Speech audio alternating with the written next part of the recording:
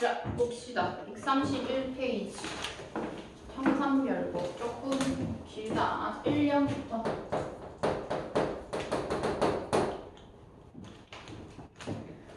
1년에 갈게. 살얼이랐다. 청산의 살얼이랐다. 이렇게 되어 있네. 일단 형식상 특징으로 본다면 우리는 AB의 구조를 취하고 있다. 이렇게 볼 수가 있겠지. 그지? 그래서 살얼이 A, 살얼이락 A, 그 다음에 청산의 B, 살얼이 B. 이렇게 해서 제시가 되고, 얘는 해석이 따로 없는데 밑에 어휘 및 구절풀이에 보면 살겠노라, 살리로다, 살았으면 좋았을 것을 뭐 이렇게 해석된다 라고 볼 수가 있는데, 일단은 아까 전에 우리가 청산이라고 하는 거 중요하다고 시어의 의미와 관련해서, 그러면 기본적으로 청산이라고 하는 것은 거기에도 정리되어 있듯이 이상량 또는 속세와 대조되는 경관이라고 되어 있지. 그러니까 이상량 또는 현실 도피처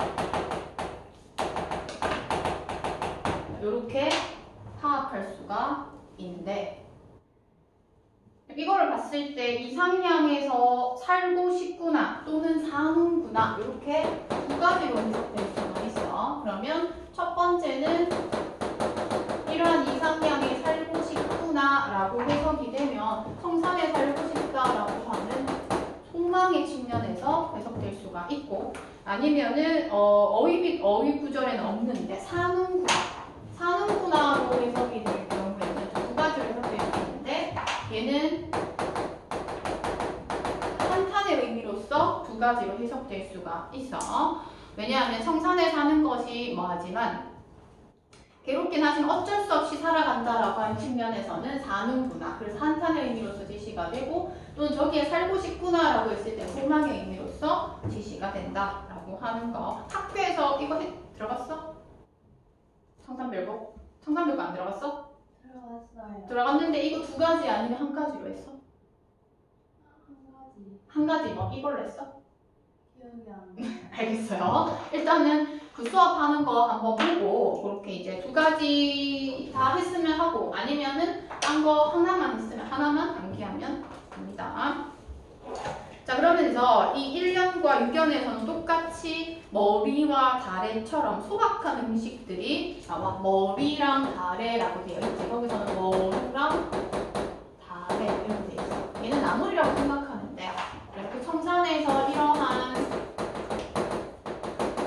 소박한 음식을 먹고 살고 싶구나. 일단 살고 싶구나로 해석한다. 살고 싶구나 이렇게 해석될 수 있는 부분. 자, 그러면서 얄리얄리얄라 정얄라리얄라라고 얘기를 하면서 거기에 후렴구 제시되어 있지. 그래서 고려가요의 특징 중에 하나이기 때문에 중요하다라고 얘기를 했어. 그 후렴구를 기준으로 연이 나누어져서 다음 연은 2연으로서 구성이 되지. 그래서 후렴구 특징은 아까 정리할 때 했기 때문에 따로 정리는 안 합니다. 핵심 2에서 정리되어 있어. 그래서 청산에 대한 공경이기 때문에 아마 이 교과서와 관련해서 선생님이 얘기했을 때는 이런 소망과 관련해서 해석되었을 가능성이 높다. 됐지? 자, 그 다음 이제 2년과 3년에서는 우리가 봤던 핵심 4 있지? 핵심 4에서 화자가 누구냐에 따라서 조금 다르게 해석된다 이렇게 되는 부분이야. 처음에 울어라 울어라세요. 자곤 이러 울어라세요. 이렇게 되어 있어. 그럼 우는구나 울어라 이렇게 되어 있어. 그럼 여기서 우는구나 울어라 이렇게 되는 경우에는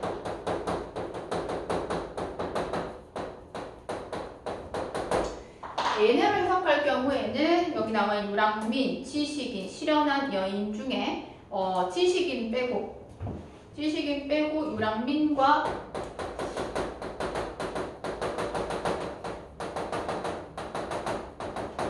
실현한 여인일 경우에는 우는구나 또는 울어라 이렇게 해석된다라고 볼 수가 있어. 여기도 마찬가지 한 가지만 했을 수도 있고, 아니면은 요거는 참고로 알아두는데 노래를 부르는구나 이렇게도 해석돼요.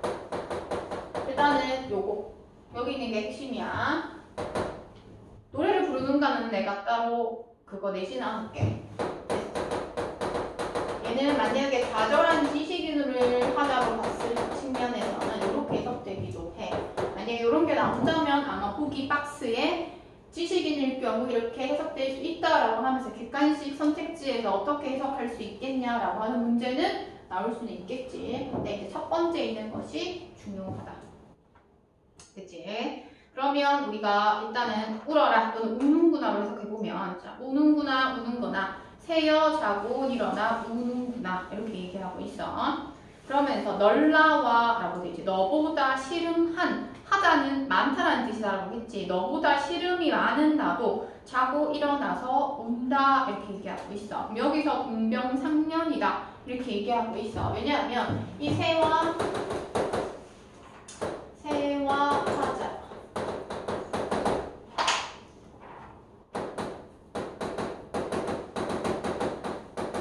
동명상련으로 인식하는 경우는 시적 화자가 많은데 너보다 씨름이 많다, 근심과 걱정이 많다 이렇게 얘기하고 있지. 그러면서 새도 이제 운다라고 얘기를 하면서 뭐 동병상련의 그런 대상으로서 제시가 된다 이렇게 볼 수가 있지. 그래서 이연에서는 삶의 비애, 슬픔 또는 고독으로서 제시가 되는구나. 그렇지. 그 다음 3년. 3년 간다. 가던새 본다. 물 아래 가던새 본다. 이렇게 돼 있지. 일단 우리가 여기 체크해야 될 것은 물 아래.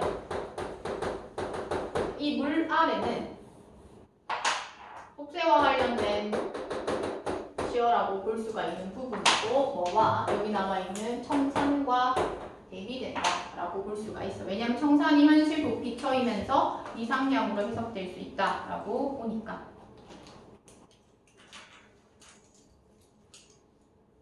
되지. 그러면서 물 아래 가던새 본다. 익 묻은 장글란, 이끼 묻은 쟁기 라고 돼 있지. 이끼 묻은 쟁기는 물 아래 가던새 본다. 속세를 계속 보고 있기 때문에 거기에서 미련이다 이렇게 제시가 되는 부분이지. 그래서 이끼 묻은 쟁기와 관련해가지고 제시가 돼. 그래서 이것도 혹시나 그 보기에 있는 거나 아니면 따로 선생님께서 추가 필기해 줄 수 있기 때문에 여기 나와 있는 가던새와 익 묻은 장글란이지. 요거를 이제 화자의 세 가지 측면에서 내가 정리를 해줄 거야. 그래서 표로서 정리해 줄 거니까 131페이지 위에나 밑에 이지 정리를 하도록 합시다. 그래서 요거는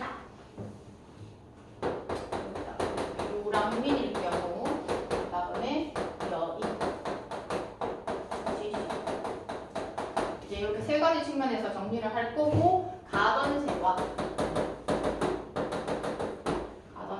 익 묻은 장글란, 요 두 가지에 대해서 이렇게 표로써 정리할 거야. 일단 적고 설명할게.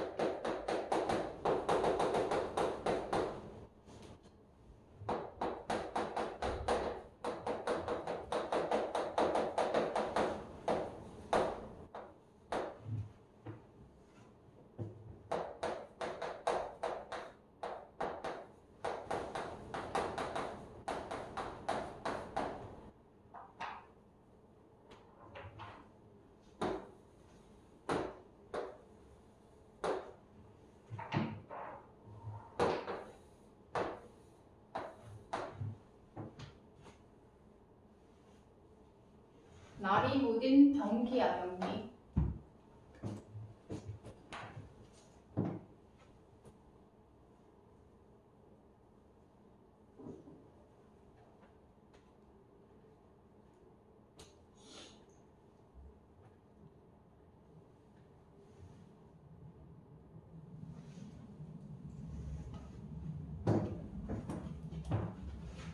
그럼 여기서 이제 평가문제집에서는 지금 있기 묻은 쟁기 이렇게 해석하고 있기 때문에 시적 화자가 이제 유랑민의 측면에서 그지? 그렇게 봤을 때 있기 묻은 쟁기로서 구성이 된다. 왜냐하면 화자가 유랑민이기 때문에 돌아다니면서 또 그곳에서 농사도 짓고 하는 부분이야. 그래서 가전세는 갈던 밭으로 해석이 되는 부분.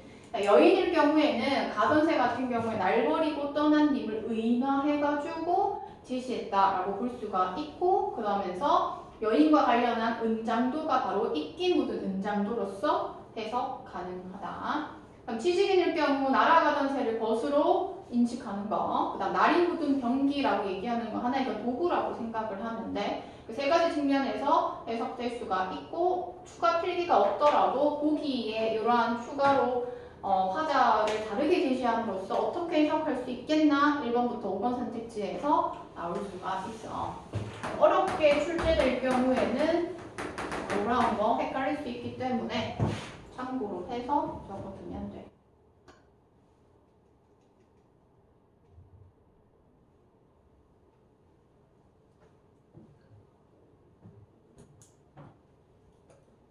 됐어.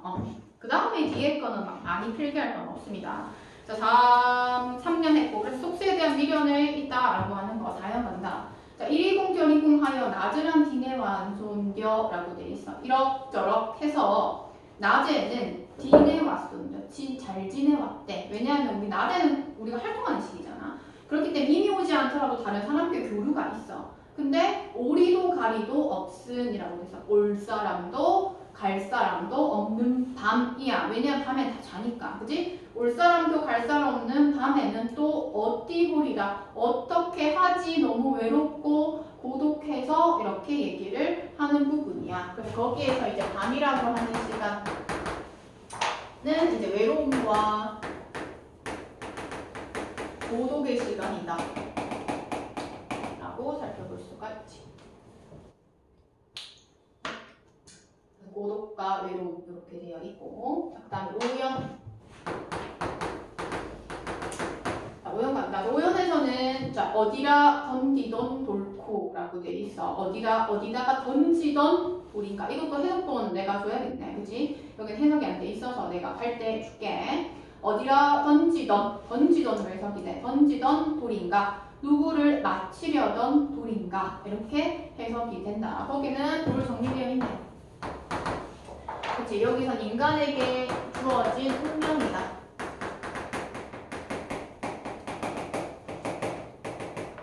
이렇게 정리가 되어 있어. 그래서 메리도 게리도 없이, 자, 메리다 미워할 이도 또는 미워할 사람도, 게다는 사랑하다는 거지. 사랑할 사람도 없어서 맞아서 운에 운명적으로 인식하는 게 주어진 운명 생각하기 때문에 마지막에 맞아서 운이노라 라고 하는 부분 있지. 그 부분에 있어서는 또 체면의 모습도 살펴볼 수가 있어.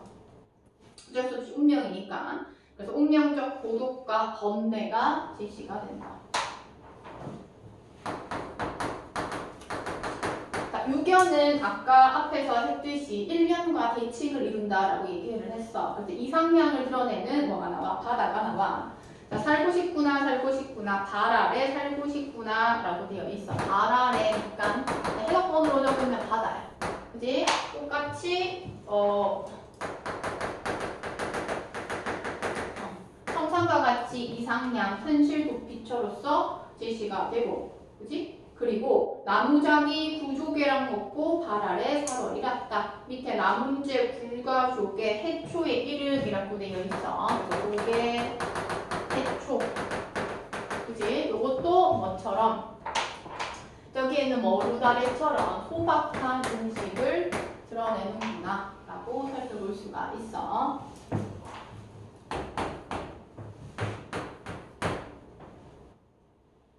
됐지? 그래서 바다에 대한 동경, 아까 청산에 대한 동경을 보고 있는데 7년 갑니다.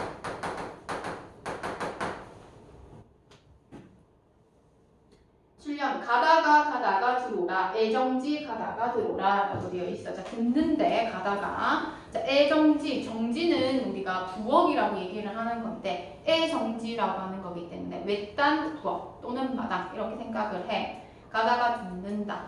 그래서 우리가 이제 또 봐야 될 부분은 7연에 있는 니은 있지? 이 부분을 좀 봐야 돼. 사슴이 진때에 오라서 해금을 켜거를 듣는다. 이렇게 돼 있어.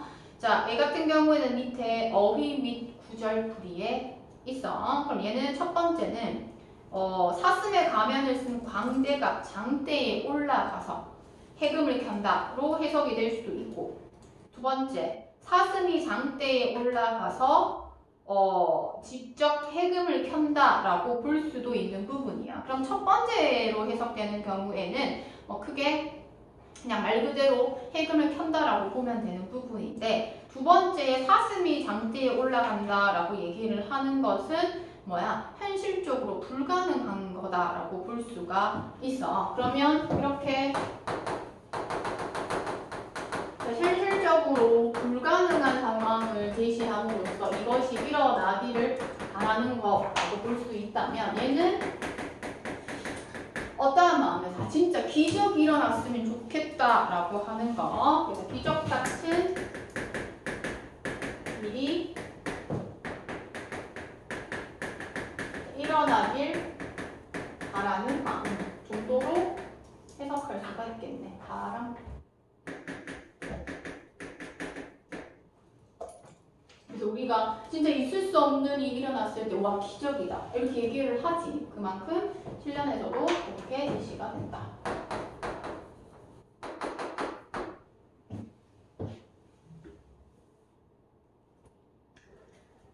자, 8년 갑니다. 자, 가다니 배부른 독에, 배부른 독이라고 하는 거 항아리처럼 생긴 건데 볼록한 독 있지. 그 독에 설진 강수를 비조라. 독한 강수래. 독한 술이래.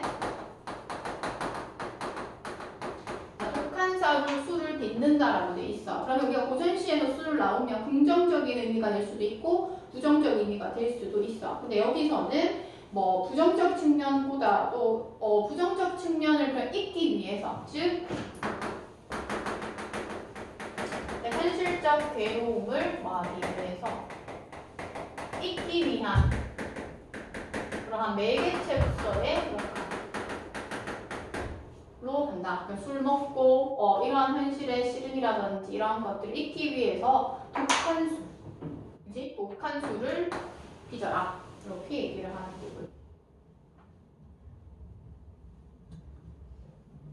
그러면서 조롱꽃 누룩이 내와 작사원이 내 어디하리 있고 이렇게 돼 있어. 조롱박꽃과 누룩이 매워서 붙잡으니 이렇게 되어 있어. 근데 실제로 그들이 붙잡는 건 아니야. 그럼 내가 그 냄새에 이끌려서 가는 건데, 이렇게 조롱박 누룩이 매워서 붙잡으니 내가 어디하리 있고 라고 하면서 여기서도 또 체념적인 모습도 드러나지. 그러면서 고뇌의 일시적 해소야. 왜? 설진 강수를 먹기 때문에. 그치? 완전히 잊을 수는 없고 술을 먹는다라고 해서, 그래서 일시적 해소 이렇게 살펴볼 수가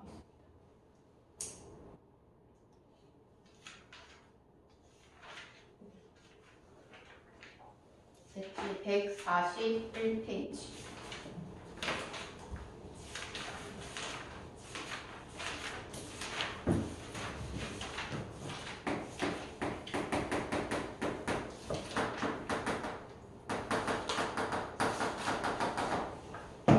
오늘 테스트가 따로 없고 첫 주기 때문에 작품을 좀 많이 나간다. 나중에 좀 여유로운 게 좋으니까.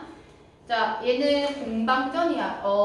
교과서에 있는 것보다는 조금 더 내용이 짧더라고. 근데 이게 활용된다 하더라도 그렇게 어렵게 연관되지 않아서 그렇게 전문은 안 봐도 될 것 같아. 그래서 여기서 보면 얘 같은 경우에는 가전이야. 가전이라고 볼 수가 있고, 얘는 우화 또는 의화를 통해서 이제 산문으로, 그치? 짧은 글이 아니라 짧은 산문으로 제시한 그러한 관례다라고 볼 수가 있는 부분이야. 그래서 이걸 통해서 이제 교훈을 전달하기도 하고 아니면 또 비판하기도 하고.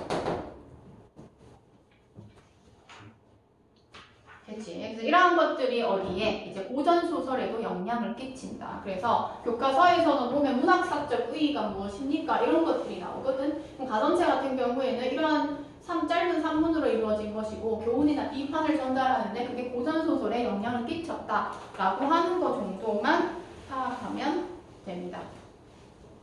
자, 그럼 본문 간다. 자, 공방의 자는이라고 돼 있어. 그래서 여기서의 공방이라고 하는 것은 엽전처럼 이렇게 우리 생긴 거 있지. 이렇게 생긴 거, 얘를 이해한 거거든. 자, 공방의 자는 관지이다 이렇게 얘기를 해. 관지라고 얘기하는 거 이렇게 돼 있어. 물건을 꿰는 때 쓰는 끈이나 꼬챙이 또는 거기에 무엇을 꿰는 것을 의미하는 꿰미 이렇게 돼 있는데 그게 중요하지 않다. 그의 선조는 옛날에 수양산에 은거해서 동굴에 살았는데 일찍 세상으로 나왔지만 쓰이지 못했다라고 얘기를 하는 부분이야. 그렇다면 넌 돈이 지금처럼 막 돈이 많지는 않고, 그지? 쓰이지 못했다라고 얘기하고 있기 때문에 또는 유용하게 쓰이지 못했다. 이 정도로 해석할 수가 있어. 일찍 세상으로 나오긴 나왔대. 그치? 유통되기는 했는데 그게 막 활발하진 않았다. 그렇게 돼야 되겠다. 유통되었지만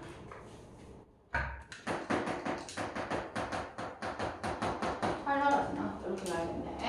비로소 황제 때 조금씩 쓰였으나 성질이 강경하여 세상 일에 매우 관련되지 못했고 황제가 관상을 보는 사람을 불러 그를 살피게 하니 관상 보는 사람이 자세히 보고 천천히 말하기를 갈론다. 산야에서 이루어졌기 때문에부터 갈로.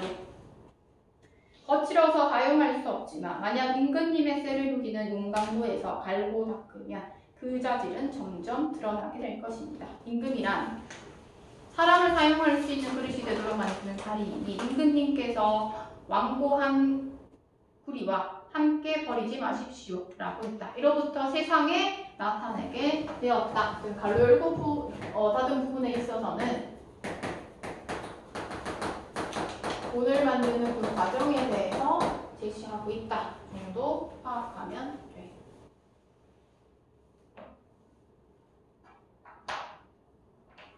됐지. 그러면서 공방의 사람됨은이라고 돼 있어. 겉은 동그랗고 가운데는 네모나게.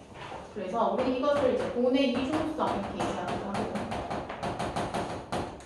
겉으로 봤을 때는 동그란데 그 안에는 뭔가가 있겠지.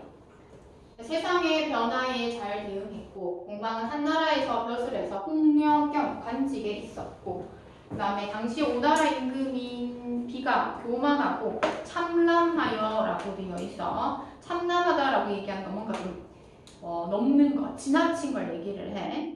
권력을 마음대로 행사했는데 공방이 비를 도와 이익을 취했고 호재에 따라 나라가 통비고 창고에 통비게 되었는데 호재가 이를 걱정해서 공방을 군인으로 임명했다. 여기서 나와 있지 않지만 그 뒷부분에서도 보면 공방이 이제 어찌 보면 행포를 많이 저질러 자신의 권력을 통해 가지고 그래서 그 부분에 있어서는 조금 더 이 공방에 대한 그 비판적 시각을 드러내는 부분이 있거든. 근데 이제 그러한 내용을 안 다룬 걸로 봤을 때 그냥 문학사적 의의 정도만 파악하면 될 것 같아.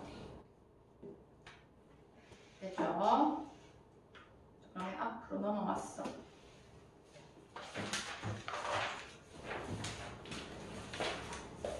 134페이지. 34페이지에 있는 시조까지만 합시다. 시조까지만 하면은 30-40분 정도 걸릴 것 같아. 됐지? 그럼 시조 3편. 그래서 본문하는 데는 별로 안 걸리고 얘도 마찬가지로 갈래상 특징 파악해야겠지.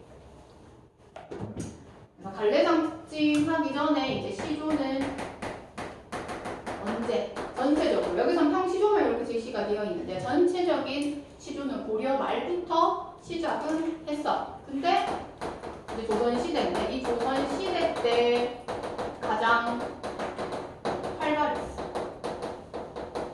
조선시대 때 가장 활발했던 정형시야. 정형시는 언제 알지? 형식이 정해진 시기는 정형시라고 얘기를 한다. 그렇게 개념 정도 파악할 수가 있고. 그래서 우리는 조선 전기와 조선 후기로 나뉘어서 시조의 종류라든지 특징이라든지 얘는 조금 필기할 게 많아. 그렇기 때문에 뭐 135페이지에 하거나 아니면은 134페이지 위에 하거나 좀 공간적 여유를 두고 필기 아니면 포스트잇 같은 거 정리할 거거든. 그래서 일단 필기하고 내가 설명을 하도록 할게.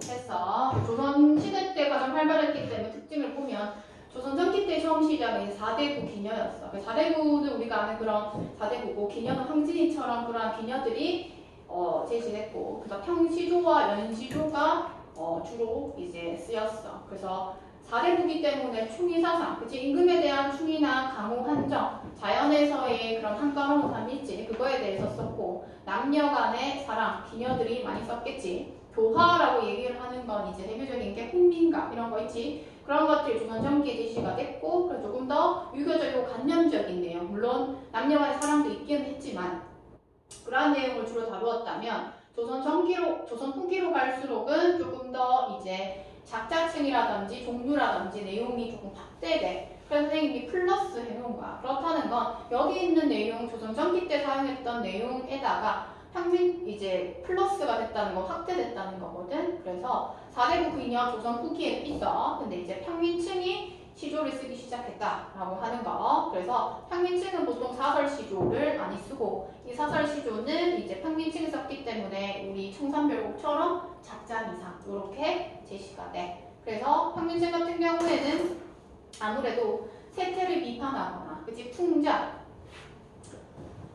평민층은 이제 표현상 특징과 관련하면 그럼 비판을 한다라고 하면 풍자, 삶의 애환이라든지 이런 것들을 뭐 해학 이런 것들을 통해서 많이 나타나기도 해.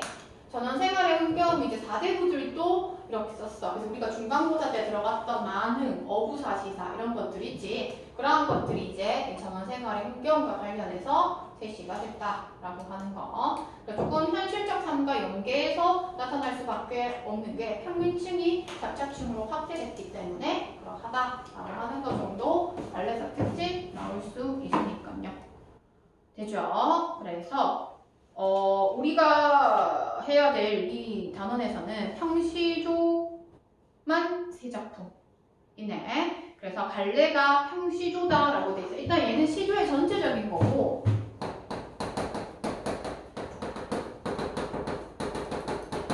우리가 평시조의 특징도 또 따로 봐야 돼. 앞에 있는 그 창기파랑가 있지? 그것과 같이 연계해서 나오니까. 그래서 아까 얘기했던 초장, 중장, 중장의 3단 구성.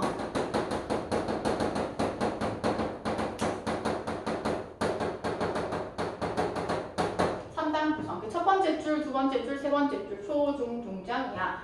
复수하는 거기 때문에 1학년 때 했기 때문에 헷갈리는 사람들은 적고 안 헷갈리는 사람 안 적을 때 이렇게 구성이 되고 자, 음보율. 3음보율 율격과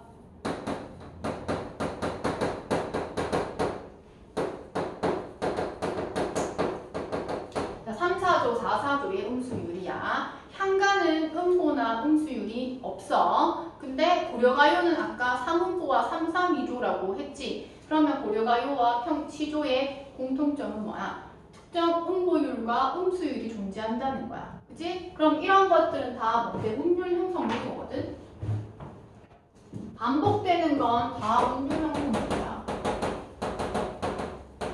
그래서 비슷한 문장 구조나 시어가 반복되지 않더라도 시조나 그 다음에 고려가요 같은 경우에는 기본적으로 음률이 있는 거야. 갈래상 특징에 그런 게 있기 때문에.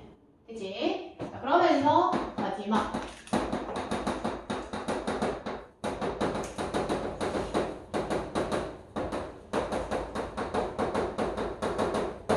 자, 마지막은 종장. 맨 마지막 행위지. 그 맨 마지막이 별로 첫 음보. 음보 뭔지 알지? 첫 음보가 세 글자로 보장되어야 된다라고 하는 건데 얘는 평시조이든 연시조이든 사설시조이든 다 똑같아.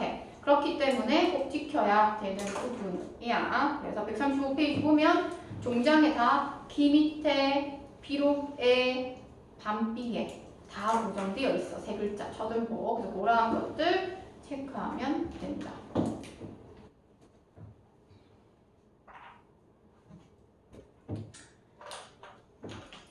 자, 우리는 이게 세 개이기 때문에 하나하나 볼 거야. 먼저 첫 번째 작품은 낙천적이고 달관적, 영탄적이래. 나머지는 알 거고 달관은 뭐야? 어떠한 것에 얽매이지 않는 자세거든? 어떠한 것에 얽매이지 않는 자세가 달관이야. 춘산의 눈 녹인 바람과 서리, 백발이 제재이고 주제는 늙음에 대한 안타까움이래. 자, 색채 대기를 통해 주제를 효과적으로 전달하고 늙음을 한탄, 달관 이렇게 제시가 되어 있다. 그래서 얘의 핵심은 오른쪽에 핵심 1, 요거 대위를 통해서 드러내는 거네. 그래서 춘상과 눈서리가 뭘 의미하는지 이제 요게 시험에서 출제되겠구나 라고 보면 돼. 그래서 135페이지에 여기서는 시조 1이라고 되어 있네.